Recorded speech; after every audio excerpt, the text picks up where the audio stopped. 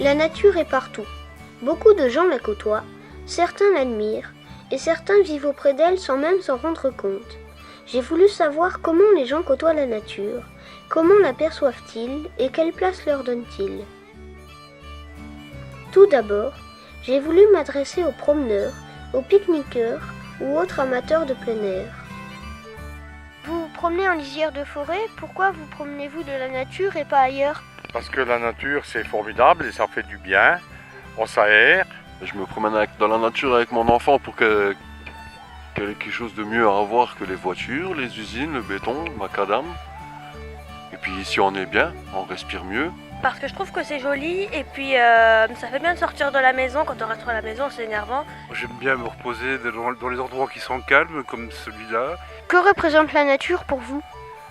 La nature, c'est ce qui est le plus important, c'est ce qui permet à l'humanité de vivre. C'est joli, surtout au printemps et en été, on peut voir beaucoup de sortes de fleurs. Puis respirer un peu d'air plus sain qu'en ville. Justement, la ville. Allez, on y va. J'ai posé les mêmes questions aux personnes qui n'habitent pas forcément à proximité de la nature. Que représente la nature pour vous ? Elle représente un élément hyper important. La nature, ça représente la douceur de vivre. Ça me fait mal au cœur quand on abat un arbre. Parce que c'est beau, les arbres, c'est beau. C'est magique, c'est magique. Sans nature, il n'y aurait pas de planète, pas d'être humain, pour moi. Pour résumer tout ça, c'est la vie.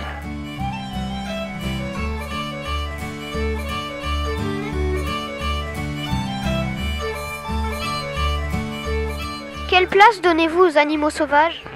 Genre une grande place. J'adore tous les animaux. Moi, je préfère voir un animal à l'extérieur dans la nature plutôt que dans un zoo. On a besoin d'eux, ça fait partie de la nature et de la survie de la planète. C'est beau, les animaux sauvages, les loups, etc. C'est très bien. Il faut pas les tuer. Les cirques et tout ça, c'est pas intéressant. Ça fait du mal aux animaux. Les animaux, c'est comme les hommes, ça doit être libre, ça doit marcher, courir n'importe où. Et il faut pas qu'on les enferme. Il vaut mieux les protéger.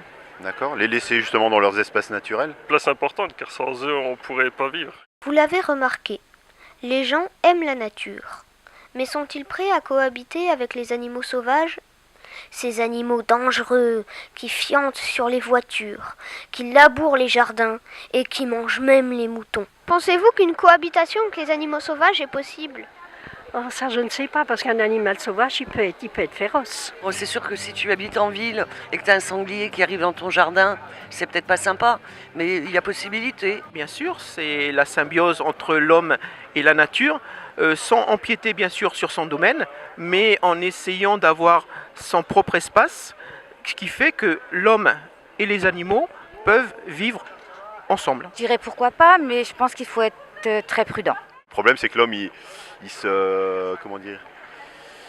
envahit les espaces et il prend les espaces à ces fameux animaux. Donc ils en ont de moins en moins. Ils n'ont pas leur place dans notre belle cité. Ça dépend de quels animaux sauvages, mais la cohabitation avec l'homme, c'est toujours possible, ils ont toujours existé. Cohabiter avec les animaux sauvages, c'est possible. Il suffit juste d'avoir une autre vision de notre place dans la nature. Et la chasse dans tout ça ? Cette activité prisée par certains et détestée par d'autres. Je me pose souvent la question, comment la chasse peut-elle encore exister de nos jours ? La chasse traditionnelle avec un arc et une flèche, oui. Mais avec un fusil et un 4x4, non. C'est une horreur totale, mais bon, ça permet de manger du gibier. C'est pas pour le besoin de s'alimenter ou quoi que ce soit, c'est juste pour le plaisir de tuer l'animal. Les personnes que j'ai rencontrées ont un regard plutôt positif sur la nature. Est-ce parce que c'est un enfant qui leur a posé les questions ? Ou bien est-ce une généralité ? Si oui, alors pourquoi autant d'incohérences ? Pourquoi plus de 30 millions d'animaux sauvages sont tués chaque année par la chasse ? Pourquoi l'homme se donne le droit d'accuser une espèce de nuisible ? Pourquoi des déchetteries sauvages se multiplient dans la nature ? Pourquoi tuons-nous encore en France des espèces protégées comme le loup, dont ces dégâts peuvent être évités ?